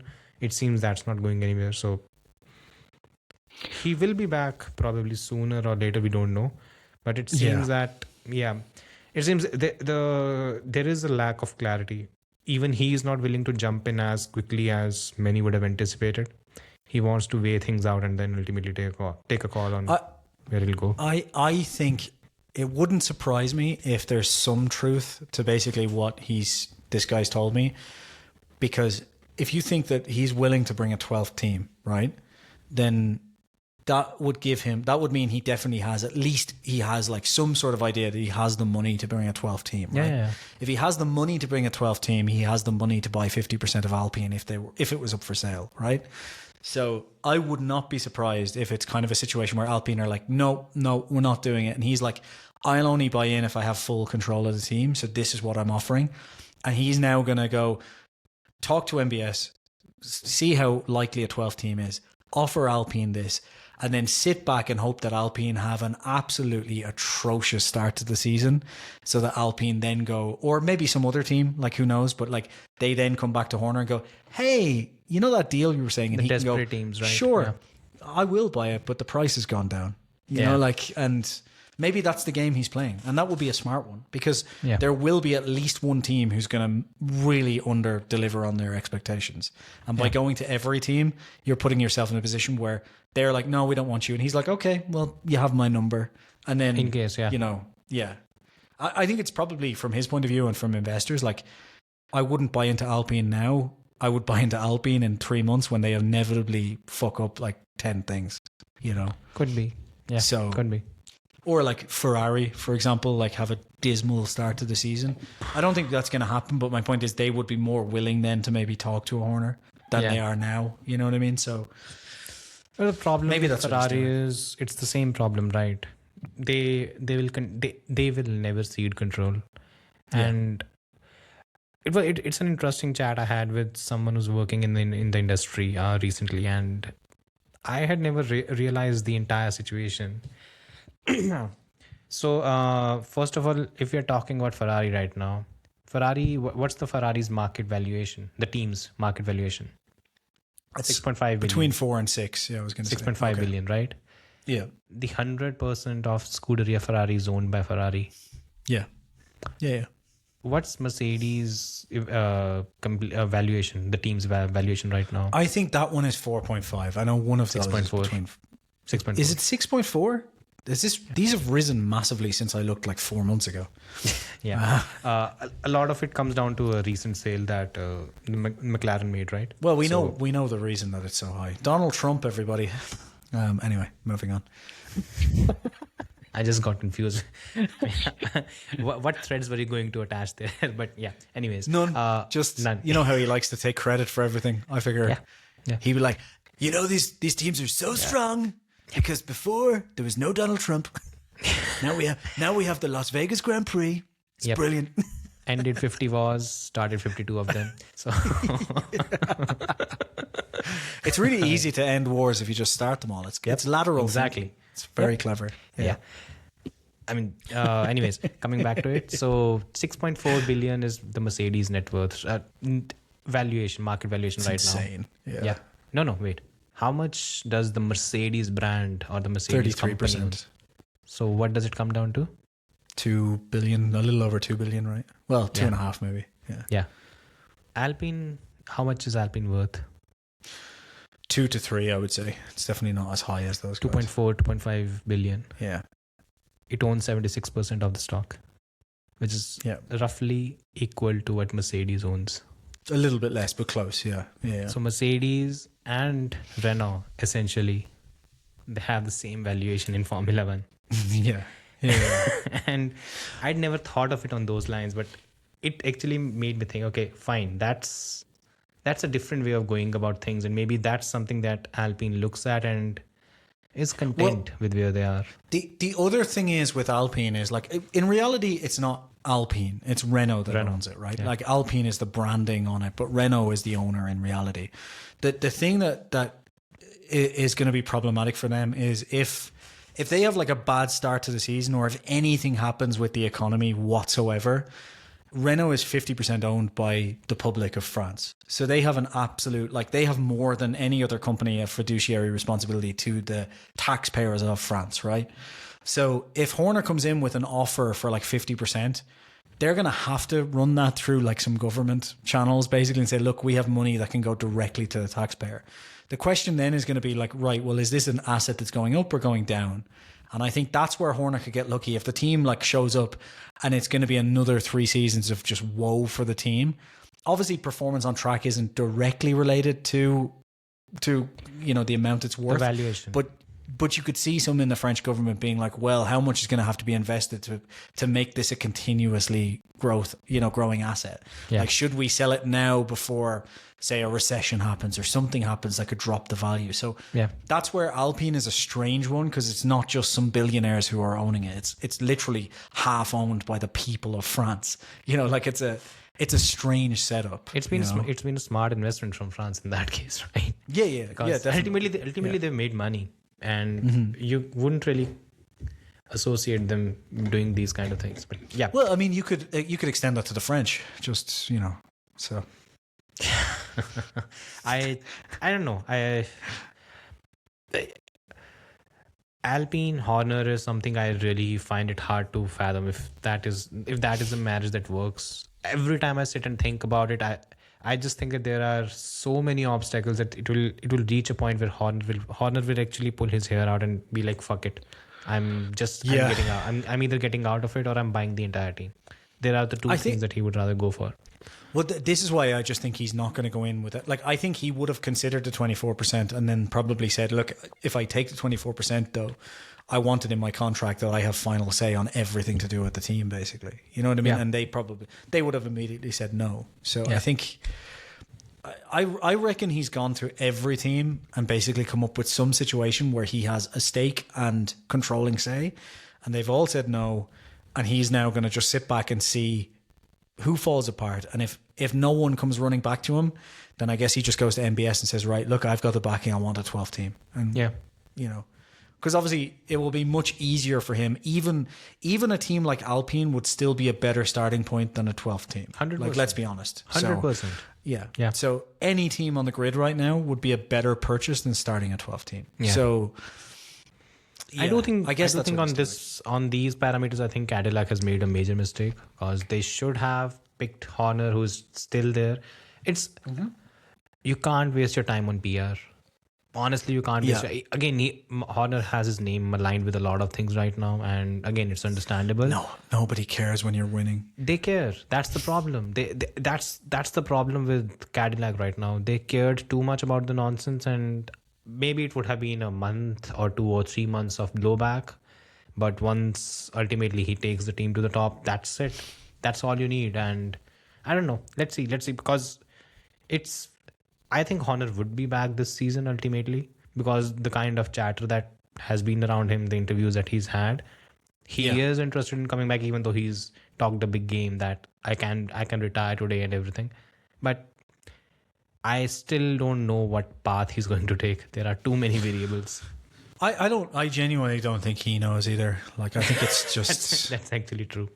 I think he's probably just like done the clever thing of like he's written down his parameters of like, this is what I want to come back, and it's like, I'm not going to rush. I'm going to wait for the right deal inside those parameters to come to me, basically. Yeah, I'll put that out there, and then because I guess like he can wait. Like, him being away for a year or two is not going to, he'll still come back to somewhere. You know what I mean? So if he has to wait out, but I would be very, very surprised if by the end of this season we haven't heard officially where he's going. Yeah, I think by mid-season. And I also think as well, I think mid-season is the point. Yeah, and I also think as well there's going to be a big loser in this, because if wherever he ends up is probably going to be, as I've said, a team that has underperformed on his expectations and that he's probably already offered something to. And I think inevitably he's going to get the better end of that deal, because they're going to come back, they're going to come back in the position of, hey, that deal you wanted, and he's going to be the guy going, oh yeah, I'll still take it, but it's cheaper now, so 100%. Yeah. Cool. Let's just do a bit of a preview for the preseason test and then be done with it. Yep. So first of all, for which team the test is the most important one? I'll give you the three options right now. Aston, Audi, Williams.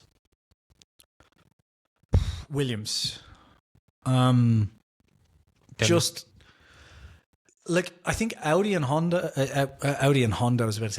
Aston Martin, it's incredibly important for as well. They're both, I think, on the back foot compared to where they should be.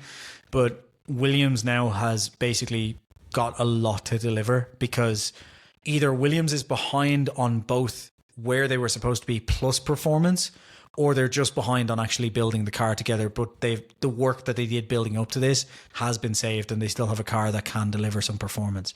And they've got a lot to prove there. Whereas I think Audi, the expectations from everyone, maybe other than Audi, was like, this is a team that's going to take some time to build up.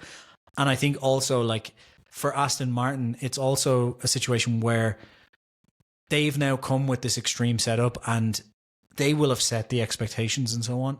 Basically, I guess the simplest way to put this is, I think Williams is the only one that set itself some ridiculous expectations that none of the other two did, if that makes sense. Because Audi did set expectations, and then Mattia and Wheatley came in and tampered those down. And we kind of knew where they would be. Newey likewise came in and said, Newey likewise came in and said, whoa. This is going to take a couple of years, and simmered those down. Williams were the one last year that James Vels uncharacteristically was like, well, we should be pushing, like, this is going to be a championship team. He didn't say they'd be winning this year, but he did say that's the path we're on. And he made some bold claims about how good 2026 would be. So he has a lot to prove now, where the other two don't. The other two have basically said, if there's expectations, that's on you. We didn't set those, So... Whereas James Vels did set those expectations, So I might be okay. Tell me something. I might be a bit wrong on this, but don't you think the expectations? By the way, Lawrence Stroll just walked out to a car. Didn't mean to interrupt. Okay, Lawrence Stroll just walked out to a covered car. Yeah. So don't you think the expectations were probably higher for Aston Martin? They've hired Externally, Adrian Newey, yes. Enrico Cardile, and Honda is there. It's basically the year where the dream team is being set up. Don't you think the expectations were more on their side? Because Williams did not even talk about winning championships or anything last season either. They talked about but they making a said step, right? Yes. Yeah. But they kind of really bigged up that step. Yeah. They, I mean, that's true. They were the only team of the three not to tamper down expectations. They were the ones building them up, is my point. And so he has James Walsh has actually come out and he's continued to be a bit belligerent, where he's said that our front wing design is a bit dynamic compared to everyone else, and his view was that we finished P5 last year. Now that is the foundation that I would expect my team to have. We expect to build on this, and by the end of the season, we expect to build on P5. My worry is, I think the top 4 slots are booked and sealed with all the top 4 teams. The fight is still for P5 only, and the only place where they can go is either they can stay at P5 or go down. So that's the worrying bit for them. But let's see. I think that's the thing. Like for me, it's like, they're pulling the covers off the car. You should pull this up if you can. So, no, never mind. They're not. They're going to do some stupid interviews. I take it back. Anyway, it's just that for me is the thing. Like I think Newey came in and immediately set the expectations lower than everyone else had. My point was more that essentially the outside expectations are probably higher for the other two teams than they are for Williams, but the inner expectations for Williams seem to be higher than the other guys, if that makes sense. Like the other guys have kind of set themselves up for, this is a year to see where we're at and go from there. Like Newey has very much said, we're going to go aggressive and we're going to build what we can, but we're not there. Like he's basically said, we're not there yet, and we're going to build on this. Be winning or anything. Yeah, he essentially says we're going to do our best in this season, and we're going to build on that. Like that's kind of where he's at. Audi tried to do what Williams did, but then, as I said, Mattia and stuff were like, no, let's relax a bit. Whereas Williams is the only one that's kind of set specific outer expectations, so they have a lot more to lose than the other two do. Because if Williams don't finish P5 or above now, they haven't met their own expectations, Whereas if Honda underdelivers, or if Newey's design underdelivers, Newey has the thing of, well, we didn't say where we were going to end up. We just said this is going to be the season where we build our foundation. And likewise with Audi now, So I think Williams has more to lose just because it set very specific expectations, which I think is always a mistake in Formula One, frankly. What's your view on the school of thought that Williams, on one hand, they have assurance on one side where the power unit is probably going to be the benchmark in Formula One, and they just have to focus on the car. Aston Martin, on the other hand, for them it is critical because there are question marks on both the power unit and the car. Yeah. That makes it more difficult for Williams, doesn't it, when you think about it? Like, not in terms of on-track performance, but in terms of delivering on their promises. Because if Honda and Aston show up and they're like, oh, well, we're 7th, but we had some real big issues with the engine. Like, they have... No. My question is, when it comes to the criticality of... Look, so both these teams, their primary...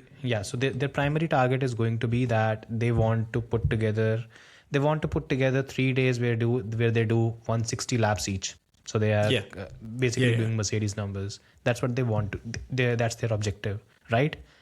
But for which team is it more critical to achieve that?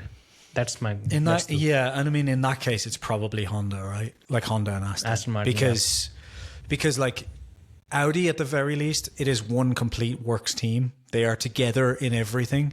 Whereas as much as Aston is kind of a works team, it is like a works partnership. So like... If things go wrong for Audi, it goes wrong internally for Audi. So Audi just has to fix itself. If things go wrong for the Aston Honda partnership, there could be tensions there that can, we saw with Red Bull and Renault how that can build. It's not a singular partnership, Yes. So Yeah, I think you could say from that perspective, it's Aston and Honda. But I do think like Aston and Honda have done the correct thing of setting those expectations. Like there is a lot that could go wrong here. I think like that was what Aston was doing wrong, I think, until Newey came in. I think that's where Newey deserves some credit. Like Aston kept talking about, oh, we have all the ingredients to win, you know. Like is it Lawrence Stroll's voice, the real monotone crackly? I expect our team. I can't even do his voice. I can do RFK better, but anyway. No, I'm not going to do him as RFK. But yeah. I think they kept setting these wild expectations, which they just weren't going to deliver on. Whereas Newey has been more, this is broken, this is broken, this is broken, we need to fix. Like he immediately came in and went, our correlation tools are all over the place, our simulator is broken. You know, like Aston had never said anything like that before. The Monaco and the Monaco press conference. Yeah. And another thing is the fuel. I think if you've had question marks on that, a few people are having some question marks because the fuel can be your performance differentiator, and it can also be a big deterrent as well. Yeah. I think the 3 days of testing are probably going to show a lot when it comes to which if things are about to go wrong, they will go wrong in these 3 days, right? I wonder if they're going to be running the 100% sustainable fuels this week. You would imagine they will be, right? They are. Yeah. I know they don't technically have to. No, there is an exemption through to. No, the exemption is for the entirety of testing. Test, right? Entirety of testing. Whoa, that changes things. I thought it was only for the first wild for me. Barcelona test. But you would imagine that's what I'm wondering. Like this week, I'm not sure, but you would imagine for the final test they'll all be running in race spec. Like you would imagine, you know, because there's no exemption after that. Yeah. That was the only other thing I was going to say about the test them as much as you can, isn't it? Yeah, and that was the only other thing I was wondering about the 1 hour is I wonder if the teams have basically said, well, we're going to start running these fuels properly from day one of Bahrain, and they're like, oh, you know, we're not sure how that'll go. Like maybe, who knows? Yeah. But, okay, so there are going to be 3 segments in which I'm going to break down the teams. The first is the teams that are well placed and that are probably going to start focusing on performance. The second is the teams. Sorry to cut go off. for it. The Aston Martin stream dropped, and I was trying to pay attention to what you were saying, but the entire comment section is just GP2 stream. Oh man, that's again, you know, we can laugh about it right now, but Alonso fans, they have trauma of those years. That was so bad. I mean, for anyone who wants to, you know, just revisit what happened, there's this race. It's 2017. Yeah, 2017 Bahrain Grand Prix. And Alonso overtakes 2 cars in the second sector. And then by the time he reaches the third sector, he's almost a second ahead of it. I think it's Kvyat and there's one more, Palmer, Julian Palmer. Yeah. And by the time he gets on the straight and he's done with the straight, both of them have overtaken him. And he comes on the radio and he said, in my life, I've never driven a car that is so down on horsepower. He said, how did they overtake me? And those were painful years. Yeah. Did you see the McLaren launch today? No, I was out. It was really funny. Lando Norris goes, yeah, this car is kind of, I guess, I wasn't driving at the time, but he goes, I guess in proportion and like the way that they're styled kind of reminds me of like kind of 2017 maybe and before. And it went to Zach, and Zach goes, well, I hope it's not like our 2017 car. I was like, fair play. That was good bit of like self-deprecation there. You know? No, good. You know, when did Zach join the team, by the way? 2017, wasn't it? 2016. At the end of 2017. Was it the end of 2017? Yeah. Okay. He became the official CEO at the end of 2017. Yeah. Before he joined, earlier he had joined as a director or something. Yeah. Yeah. I thought it was funny that he said that though, because everyone was thinking it. I think as soon as Lando mentioned 2017. You know. Those are some dark days, by the way, for McLaren in every which way. That was real bad. Yeah. Yeah. Anyways, coming back to the preseason test. Yeah. So let's divide the team into 3. I think there are 3 segments we can easily divide. First is the teams that are very desperate to have a strong preseason test. Second is the teams that are perfectly placed, have a great benchmark, and now they'll be focusing on performance. And the third is the teams that are just trying to catch up, and they've had some niggles, and ultimately they'll take the jump. They want to take the next jump and be as prepared as they can be. So first of all, the teams that are desperate for a strong, the strong 3 days. Which teams are you going to fit in this particular bracket? All these definitely teams, Yeah, go for it. Definitely Williams, obviously. Yeah, You're also going to put Aston in there, as we've mentioned before. Audi. Audi, definitely. And I think Cadillac as well, just because they need everything to go right. I don't know if I'd say as much desperate, but they're certainly going to want to have a good test. So I guess you could put them in that category. Yeah. I'm not sure if there's any other teams, because the Shakedown went pretty okay for most of the other teams. And like there's maybe less riding on the other teams. Well, there's not actually. There's more pressure on some of them. But my point is that I don't know if everyone else is in that. But is there maybe Alpine as well? Because they have the Mercedes engine, and they had a great test, by the way. 160 laps. The first day they didn't, but the last day they did. Yeah. The first day was troublesome. They did what 80 something laps on the first day only, right? I don't think it was even that many, but I could be wrong. Yeah, maybe it was less, probably 60 or something. But by the I thought it was quite a few. No, I think it was still something on those lines, if I'm not wrong. I'm sure I can find out. Yeah. The point being that at least they are on decent footing, right? By the way, which teams would you say are well placed and probably just need to focus on performance now? I think Mercedes definitely is one of those, right? Like they did really well at the start. Then you've got I think McLaren are fine, to be honest. I think they said had some issues, but they seemed fine by the end. And then I also think Ferrari as well. And I think then finally, I guess it's the top four, like Red Bull as well. I think Red Bull needs to catch up. Okay. If you look at the lap tally of all the teams, Mercedes had 500 laps, Ferrari had 444, Red Bull had only 300. So that's a big so they're a good bit behind.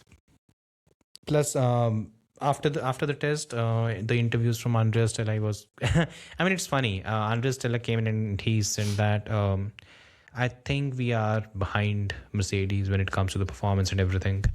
And then Mercedes did 60 laps. Sorry, the first one, yeah. And then Mercedes comes in and the quote is actually put to them that okay. So Andrea Stella says that you are currently leading when it comes to the performance and everything. And Chauvelin goes, yeah, that seems right. That's it. Yeah. Fucking hell. They're like slinging it everywhere right now. Mercedes, right? The only problem I have with Mercedes is like there's been so many false dawns with Mercedes over the last 4 years that I'm also concerned that like this overconfidence could come to bite them by race one. Like basically they have set their expectations everywhere, and he's been doing they've this set their since expectations now. Yeah, like think about it. With the way they've gone now, right? If they don't win race one, they have under-delivered.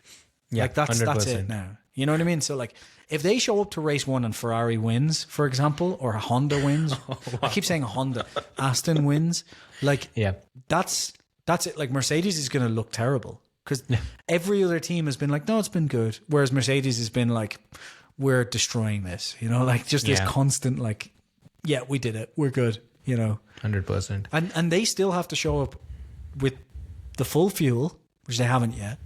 They've got the compression ratio stuff hanging over their head. That's the trouble, right? And they're bringing a B-spec. Like we haven't actually seen their full B-spec car. Mercedes hasn't talked about bringing a B-spec. They are probably going to bring periodic upgrades in the coming races. I think, look, and you know, that's probably a good thing from Mercedes. You don't see any press leaks from Mercedes at any point. You don't see that nonsense from them at all. No, but I have heard the B-spec floating around, so I wouldn't be surprised. Maybe during the tests. I think they won't wait until the first race of the season in Melbourne. They'll probably start bringing upgrades already. Maybe. I think all of them will, yeah. I would be very surprised if any team by the final test hasn't brought like essentially their, like obviously there may be some upgrades, but essentially their Australia spec, you know. Like McLaren already has. McLaren's going to stick to this car, which is And different approach, but who knows? we'll see. Yeah, It has like worked maybe for them. The thing is, it has worked for them, right? So they might be happy to do what they've done in years past. They might be happy to kind of see where they're at for the first 6 races and let that kind of develop on. I'm McLaren. I'm not really worried about, because even if they don't have a great season, I think you'll see them come back big time in 27. You know, because they've got the aero team there. You know, so maybe it is a case of like the really experienced engineers they have there. Like, let's bring what we think is the best, but not kind of spend too much aero time on it, and then we can go down whichever the best path is once we start. Let the other teams do the silly work. You know, like let them. The Aston's going to be interesting because apparently Nui has said like this will look completely different by the end of the test, essentially. Yeah. So that's going to be interesting. Does that mean less aggressive, more aggressive? Like, more aggressive. You know, you would imagine it's never. but, you know. You don't take the foot off the pedal in that case. No. Yeah. But let's see. Cool. Perfect. I think the best thing would be so the test is on Wednesday, right? Yeah. It would be Wednesday, so it would Thursday, be Wednesday morning for you. Yeah. Wednesday evening for me. Oh yeah. No, it would be morning. Yeah. It would be done by then. Barcelona, Bahrain. Sorry. Yeah. Oh yeah. So okay. So it's probably Tuesday night and Wednesday morning for you. No. So in Bahrain right now it's 10:36 p.m. So it's 9 hours ahead of me. So yeah, I guess it would start at like 1 a.m. to 10 a.m. I think is when it goes. So by 10 a.m. testing's done for me. So I'll just start waking up at 9 a.m. It'll be fine. Yeah. I mean, we'll probably do a recap or whatever it is, a 1 hour thing. Yeah. At that point. Can I just one more thing about Williams before we go that has kind of concerned me? What? James Vowles came from Mercedes, right? There's one thing Mercedes always used to say, and I don't know if they still follow this, but they always used to talk about the fact that if you copy another team, you won't be able to beat them because you're always going down their development line, right? I don't know if you've seen the Williams, but it is essentially the opposite to everybody else in a load of areas. Like everyone kind of knew that push rod. Yeah, but I'm not saying. I'm just the real car. pointing. Maybe not. Yeah, but like everyone else we kind of knew everyone was going push rod front suspension this year. It was like a done deal. It seems to have pull rod. Yeah. Everyone else has gone super tight packaging with the side pods. It's huge side pods. Yeah, these are side pods, by the way. So yeah. In case you're not doing an Epstein signal. Like I wonder if there's a kind of we should go different approach. I'm probably just making something out of nothing, but it'll be interesting if that's the way it's gone. Let's see. Yeah. And just to close the podcast, one statistic. Yeah, one statistic. So Lando Norris is now he's the 11th British F1 World Champion, right? Mm-hmm. I think so. Yeah. Yeah. And I know what stat you're going to bring up. Go on. Yeah. Yeah, I think you might have seen it. There hasn't been any British champion. There have been 10 before him. None of them have been able to defend their first world title. Mm-hmm. So Lewis, in 2008, he won the championship. He lost in 2009. And you can go back to Jim Clark. You can go to Jackie Stewart. You can go to Mansell, Hill, both Hills, Graham Hill and Damon Hill. None of them have been able to do that. So if Lando does somehow win the championship this season, he'll be doing what Jim Clark couldn't do, Lewis Hamilton couldn't do, Jackie Stewart couldn't do. So he's probably going to be the greatest British F1 world champion, right? That'll really upset a lot of people. and on that bombshell, bye-bye. No, wait. What? There was something came out while we were recording from Thomas Marr, who's reliable. And PF1, it's destroyed my Hollywood fiction before we've even finished the podcast. Okay. Andy Cowell is understood to be departing Aston Martin later this year. I told you, man. It hurts even more because it's coming from an Irishman. God damn it, Thomas. Yeah. Yeah. I told you. Remember I told you this thing. Yeah. Do we want to wait 2 minutes to see what this Aston looks like, or because they're now looking at it? Let me see. I'm just thinking they're probably going to show this in like 2 minutes because it's in black and white now, and I think this is going to be I guess Apparently, the news given we're came here out at already. that very point, isn't it? Yeah, this was 2 hours ago from Thomas Marr. But it was expected, isn't it? It was a demotion, anyways. Yeah. They've got someone playing cello in front of the that's car what I right just now. saw. What are they doing? It's a very British British event. Yeah, that's stupid. You know it's British because they're playing Austrian cello. Yeah. What is this? Please be yellow because Breitling. It's not going to. No. But Yeah, can you imagine? they've shared, what is it called? They've shared the overalls on Instagram, right? Which kind of They're shows green, that right? there'll be specks of black apparently. Yeah, yellow lines for Breitling, right? Bits of black, green. I am assuming. Yeah. We stop playing the cello and pull the fucking cover off the car.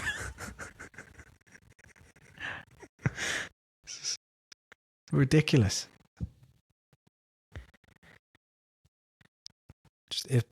I don't care what it looks like if it can give Aston Martin a win this season. It'd be amazing. Lawrence has already put a reel out or something about Aston Martin having a technical issue.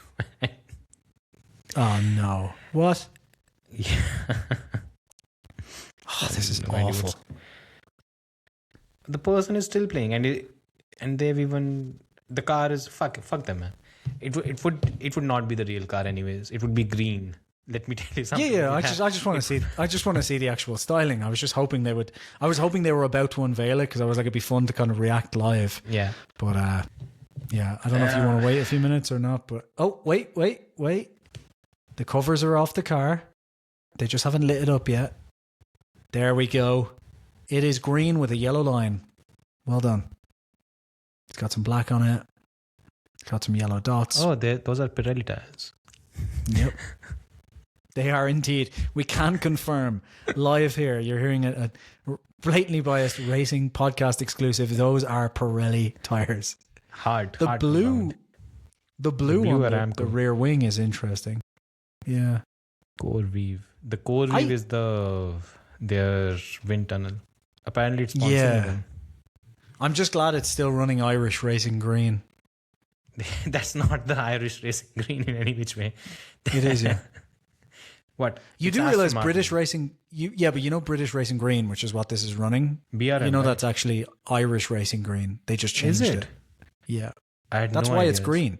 It British was originally... Racing Motors was Irish. The BRM No, team. it's British Racing Green, the original colour. I had no idea. It was originally Irish Racing Green. Apparently Domenicali is present. Domenicali has been all over the place. So British Racing Green originated as the designated national colour for British motor racing, notably adapted as a tribute to Ireland for hosting the 1903 Gordon Bennett Cup. And it was originally Irish Racing Green, that colour. Oh. So another reason why I'm a bit of an Aston Martin fan, like, you know. So the car looks good. Yeah. You know, I like the I mean, what do you expect? It's an Aston Martin livery. Like, it's going to be that green. But Yeah. it looks good. I like it. It's Rachel Brooks, right? Yeah. And then some Saudis behind her there. Don't go into the Turkish embassy. And on that bombshell, it's time to start the chainsaws. Bye, everybody. Bye-bye.